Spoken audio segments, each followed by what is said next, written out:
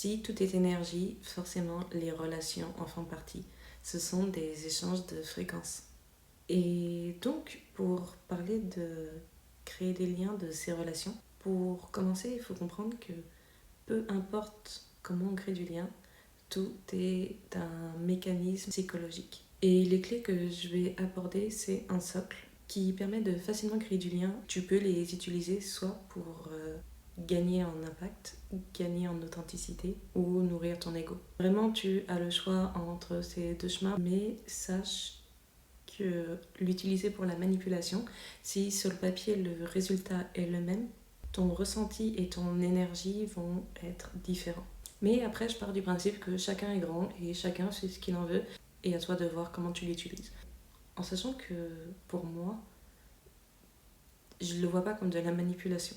Si tu penses à une grande figure, peu importe laquelle, certaines personnes vont avoir un impact. Elles vont savoir créer du lien, elles vont savoir être comprises, car elles envoient une énergie. Et peu importe la personne influente à qui tu peux penser là-dessus, si elle marque, c'est par son énergie.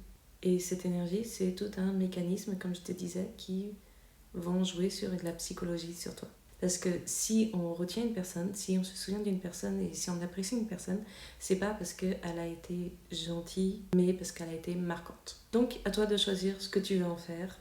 Comme je disais, je suis là pour te parler de comment créer du lien, connaître les mécanismes et les utiliser en fonction. Alors, allons-y, plongeons dans l'océan des relations. Pour démarrer, comme je disais, les relations, c'est un ensemble de mécanismes psychologiques. Et le premier pilier, la base de tout, c'est la sécurité émotionnelle. On se rapproche de ceux avec qui on se sent en sécurité. Et là-dessus, ça veut dire que lors d'un échange, c'est quelqu'un qui ne va pas humilier, quelqu'un qui ne va pas juger, qui va savoir écouter l'autre sans couper la parole pour ramener à soi. Bref, une personne qui te fait sentir accepté, une personne qui laisse l'autre et son authenticité fait que tu deviens mémorable pour cette personne.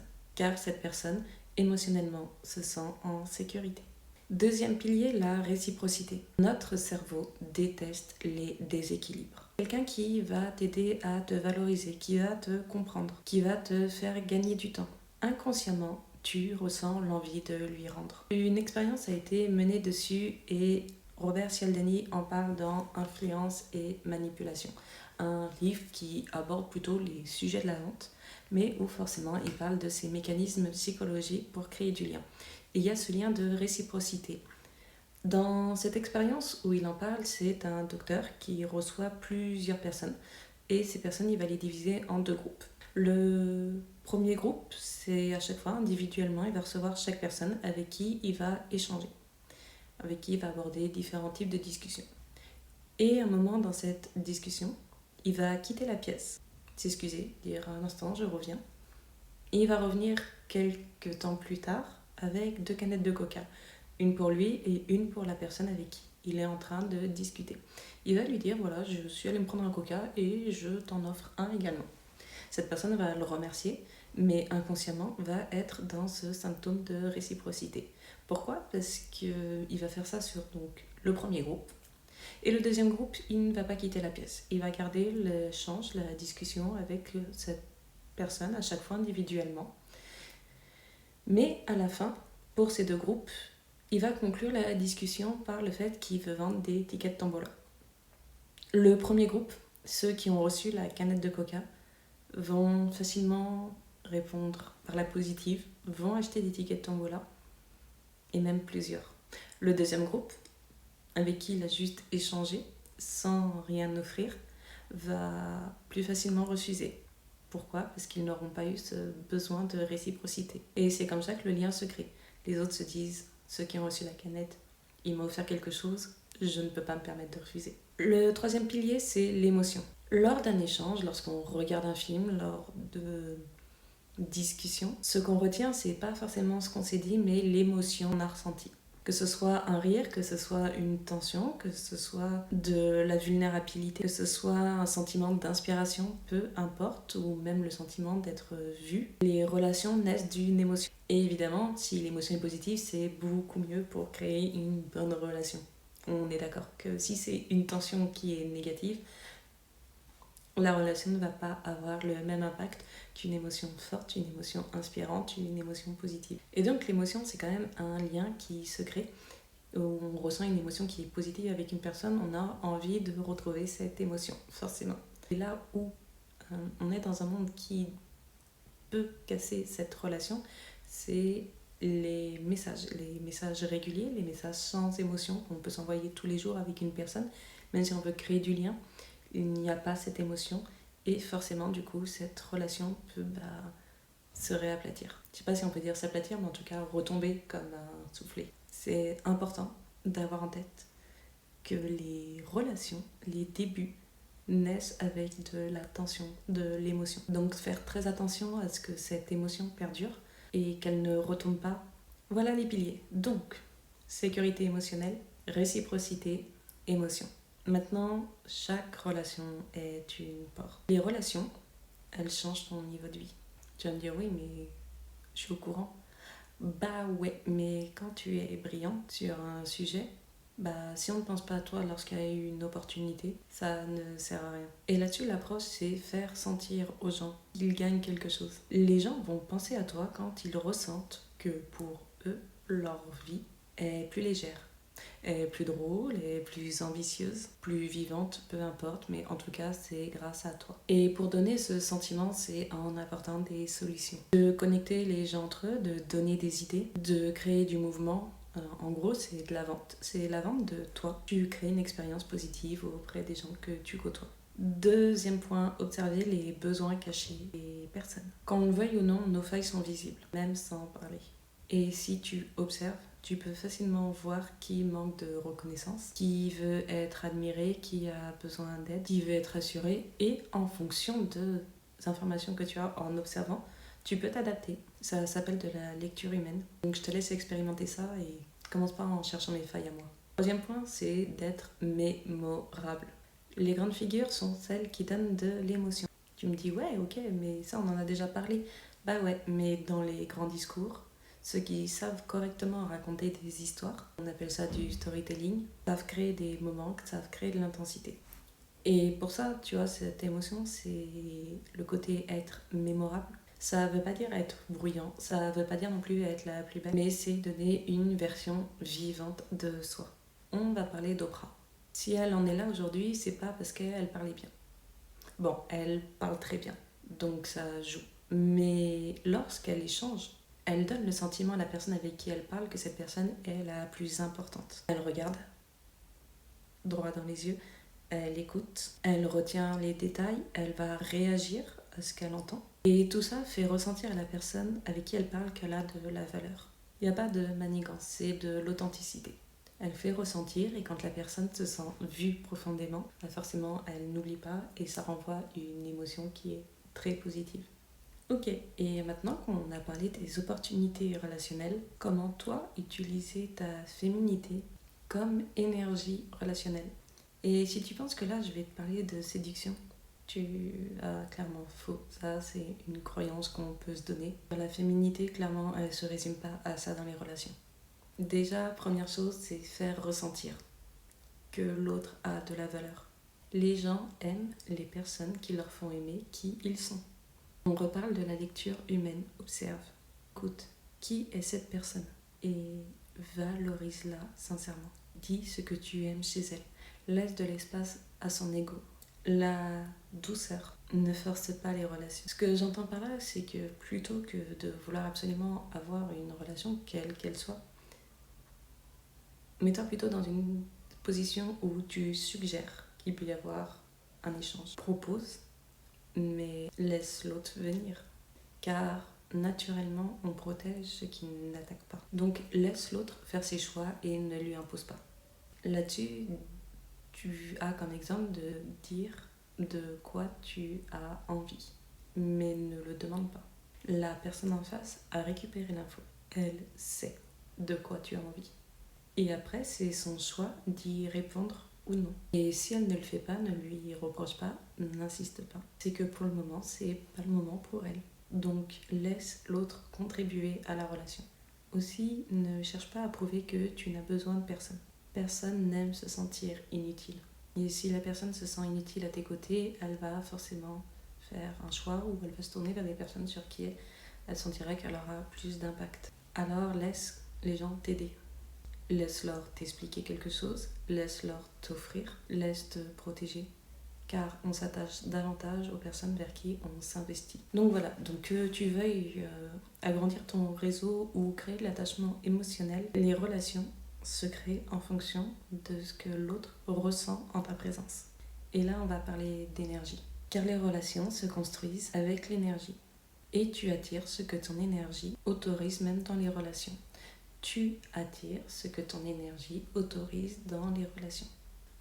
Et le phénomène de société qu'on voit, qui se répète énormément, c'est beaucoup de personnes qui vont chercher des connexions, qui vont chercher de l'intensité, sauf qu'ils ont une énergie qui va renvoyer le « ne m'approche pas ».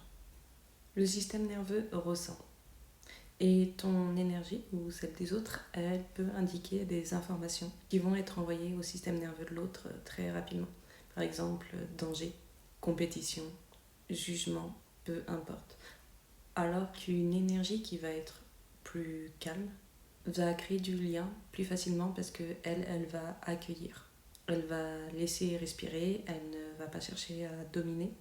Et cette énergie est donc plus forte qu'un masque de perfection qui est montré au début. Avoir une énergie où il y a du manque va forcément tuer les relations.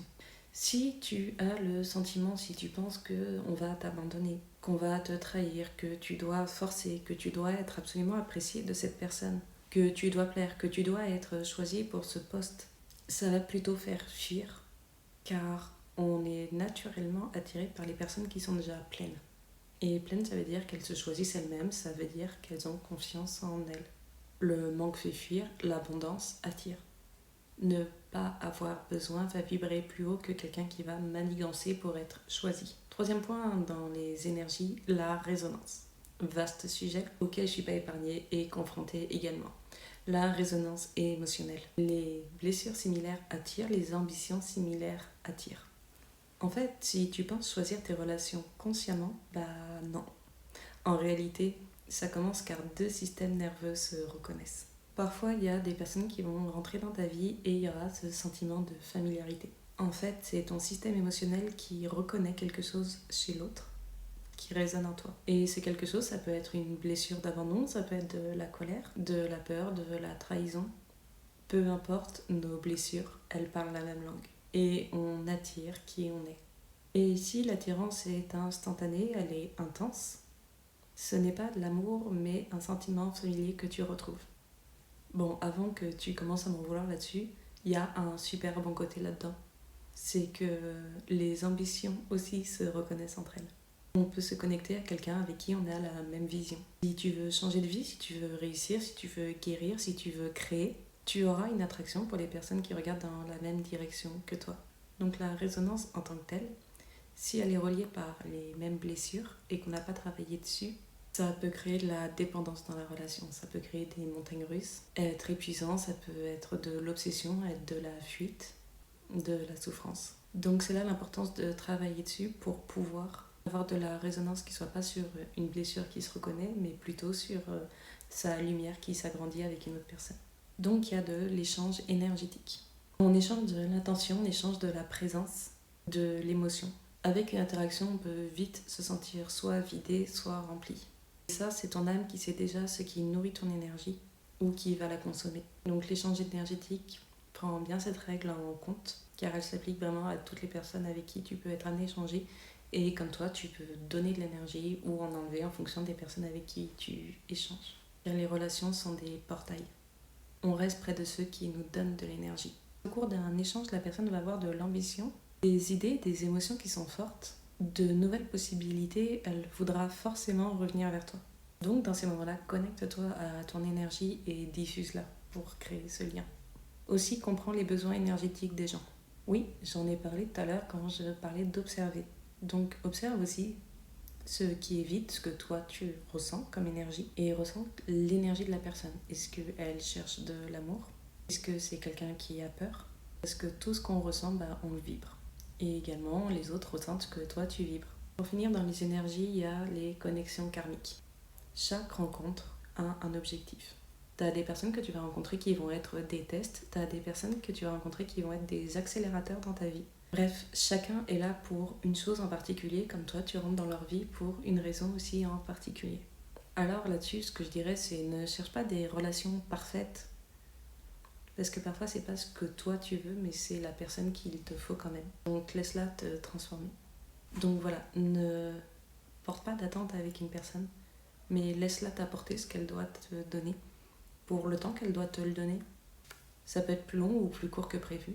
Et pour finir avec l'énergie, en tant que femme, on procure des sensations qui vont être d'écoute, de calme, d'intelligence émotionnelle. Alors laisse aussi les autres t'offrir leur énergie, s'investir. Car quand quelqu'un s'investit en toi, ça crée pareil une relation énergétique. Ça crée un lien énergétique. Et pour ta fréquence, l'idéal, même si bien sûr qu'on peut pas être tous les jours dans cette énergie, choisis celle de l'amour. Car les gens le ressentent. Et si en revanche toi tu vas te rejeter pour X ou Y raison, les gens vont le ressentir également. Alors apporte-toi de l'amour, accepte ta sensualité, connecte-toi à ton corps et connecte-toi à ta paix. Bref, sois dans l'énergie que toi t'as envie qu'on t'apporte. L'énergie dans les relations, ça ouvre des portes et ça crée de l'attachement.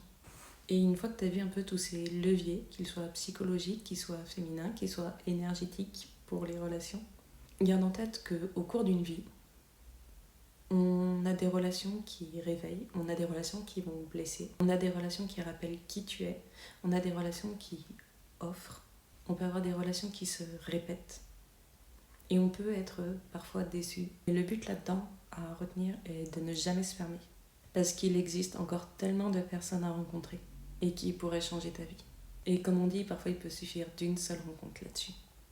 Il y a des amis pour rire, il y a des personnes qui rentrent pour de l'amour, d'autres pour te faire découvrir une autre version de toi qui évolue, des rencontres qui offrent des opportunités, des conversations qui peuvent te guérir, car chaque relation est une porte énergétique.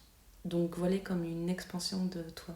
Et pour conclure, parle aux gens, sors, écoute leur âme, et demande-toi même qui vas-tu encore découvrir en explorant et en faisant de nouvelles rencontres qui nous permettent encore et encore d'évoluer. Et ça, peu importe la nature des relations qu'on a et qu'on rencontre.